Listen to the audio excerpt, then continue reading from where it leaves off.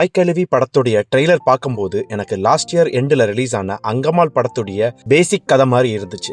அங்கம்மாள் படத்துலையும் எல்லா சிச்சுவேஷனையும் சமாளிக்கக்கூடிய ஒரு தைரியமான லேடியாவும் வட்டிக்கு விடுற ரேடியாவும் தான் போர்ட்ரே பண்ணியிருப்பாங்க. அதனால இந்த படத்து மேல எனக்கு இருந்த ஹோப்ஸ் கொஞ்சம் கம்மியா தான் இருந்துச்சு. இந்த படத்துடைய டைரக்டரான சிவகுமார் முருகேசனுடைய பேட்டிகளையும் ராதிகாவுடைய மேக்கப்புக்கு மெனக்கிட்ட விஷயங்களை பத்தி அவர் எக்ஸ்பிளைன் பண்ணதையும் பார்த்து இந்த படத்து மேல எனக்கு கொஞ்சம் நம்பிக்கை வந்துச்சு. இந்த படத்துடைய கதை என்னன்னா, ராதிகா இந்த ஊர்ல இருக்கிற நிறையவங்களுக்கு வட்டிக்கு காசு கொடுக்குறாங்க. அதனால இந்த ஊர்ல இருக்கிற நிறையவங்களுக்கு அவங்கள பிடிக்கல. அவங்களுக்கு 3 பசங்களும் ஒரு பொண்ணும் இருக்கிறாங்க. ஒரு கட்டத்துல ராதிகாவுக்கு பக்கவாதம் மாதிரி வந்துருது. அப்படி படுத்த படுக்கையா 2-3 நாளா இருக்கக்கூடிய ராதிகா எழுந்திக்க கூடாதுன்னு ஊர் மக்கள் நினைக்கிறாங்க. ஆனா அவங்களுடைய சொத்து வேணும்னு அவங்களுடைய 3 மகன்களும் ஒரு மருமகனும் நினைக்கிறாங்க. ராதிகா திரும்பி எழுந்து வந்தாங்களா, அவங்களுடைய சொத்து இவங்க மகன்களுக்கு கிடைச்சதா அப்படிங்கறத இந்த படத்துடைய கதை.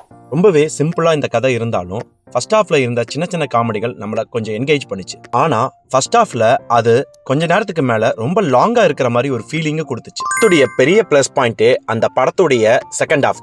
அதுவும் படத்தோடைய கடைசி 1 மணி நேரம் உங்களை நெகிழ வைக்கக்கூடிய காட்சிகள் நிறைய இருக்குது. பல கஷ்டங்களுக்கு இடையில நம்மளை காப்பாத்துற நம்ம அம்மாக்களை பத்தி நம்ம நினைக்காம இருக்க முடியாது. இந்த 1 மணி நேரம் நம்ம முதல்ல பார்த்த நிறைய லேக மறக்கடிக்க செஞ்சிரும். படத்துடைய பாடல்களும் பேக்ரவுண்ட் மியூசிக்கும் நிவாஸ் கே பிரசன்னா நல்லா கொடுத்திருந்தார். ஆக்டிங் வைஸ் எல்லாருமே ஒரு சூப்பரான பெர்ஃபார்மன்ஸ் கொடுத்திருந்தாங்க. பர்டிகுலரா ராதிகா முதல் 20 நிமிஷமும் கடைசி 20 நிமிஷமும் ரொம்ப சூப்பரான பெர்ஃபார்மன்ஸ் கொடுத்திருந்தாங்க. அவங்களுடைய ரோலும் அந்த 45 நிமிஷத்துக்குள்ளேயே முடிஞ்சிருது. அவங்க மகன்களா நடிச்ச சிங்கம்புலி, அருள்தாஸ், பாலசரவணன், ரெபேக்கா இவங்களுடைய பெர்ஃபார்மன்ஸும் நல்லா இருந்துச்சு.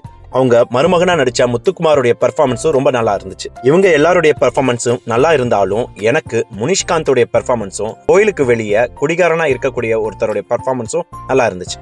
இந்த படம் பேசக்கூடிய கண்டென்ட்னால இது நிறைய தாய்மார்களுக்கும் பெண்களுக்கும் பிடிக்கக்கூடிய படமா தான் கண்டிப்பா அமையும். ராதிகாவுடைய கெட்டப் நல்லா இருந்தாலும் அது ஆர்டிபிஷியலாவும் உறுத்தலாவும் இருக்கிறத கொஞ்சம் கம்மி பண்ணியிருந்திருக்கலாம். படத்துடைய ஃபர்ஸ்ட் ஹாஃப் நீளத்தை கொஞ்சம் ட்ரிம் பண்ணியிருந்தா இந்த படம் இன்னும் சூப்பரான படமா வந்து சேர்ந்துருக்கும். கடந்த 2 வருஷமா சின்ன பட்ஜெட் படங்கள் தான் வெற்றி அடையுதுங்கிறதுக்கு இது இன்னொரு ப்ரூஃப்.